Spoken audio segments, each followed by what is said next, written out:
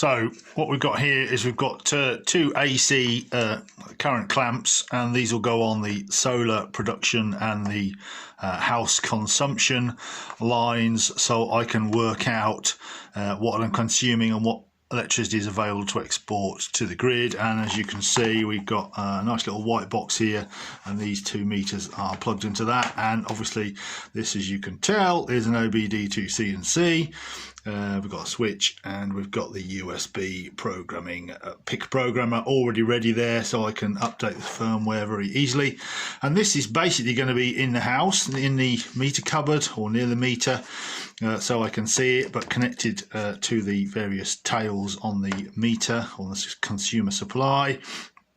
And it just runs on 12 volts, and it also has an RJ45 connector. We've got a big cable here, and this will be the cable that goes out to the garage where the battery bank and inverter will be. And at the other end of this will be another OBD2 CNC based unit, but I haven't built this one at all yet.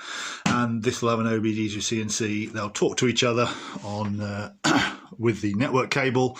This one CAN enabled, this one will be CAN enabled, so they should be able to talk over CAN. 100 meters I believe is the maximum range of CAN at 500 kilobits per second. But I've also got some very slow serial lines I can talk back and forth, because there's plenty of free wires in the RJ45 network cable. So they'll basically talk to each other, and this one will then control the inverter and the charger and monitor the batteries, etc, etc. And they will both basically exchange messages, hopefully with CAN.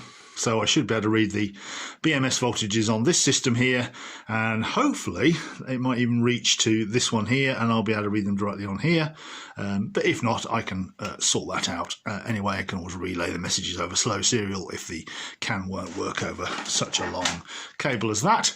But that's fine, that's where we are at the minute. So I'll just show you inside here. So it's an OBD2 CNC.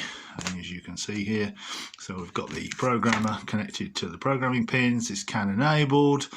It's got a little voltage shifting circuit here for the AC clamp meters to shift these are 50 milliamp per 100 amp clamp meters. So we've got a load resistor here, and we're shifting the voltage into the ADC range for the PIC.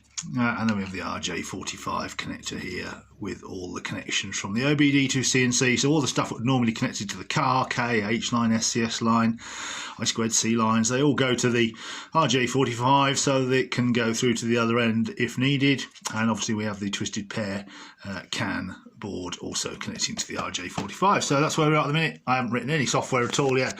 So first thing to do is get the clamp meters working, so I can work out whether I'm importing, exporting or whatever, and then build the other unit, and then get them talking to each other over this big massive cable, and then go from there. Parts have arrived to fix the Farnell power supply, 50 amp power supply, and I've got some wood has arrived as well, also to build some racking for the battery blocks, but I need some clear plastic sheeting for that and some reasonable weather outside. So at the moment I've just been tinkering with this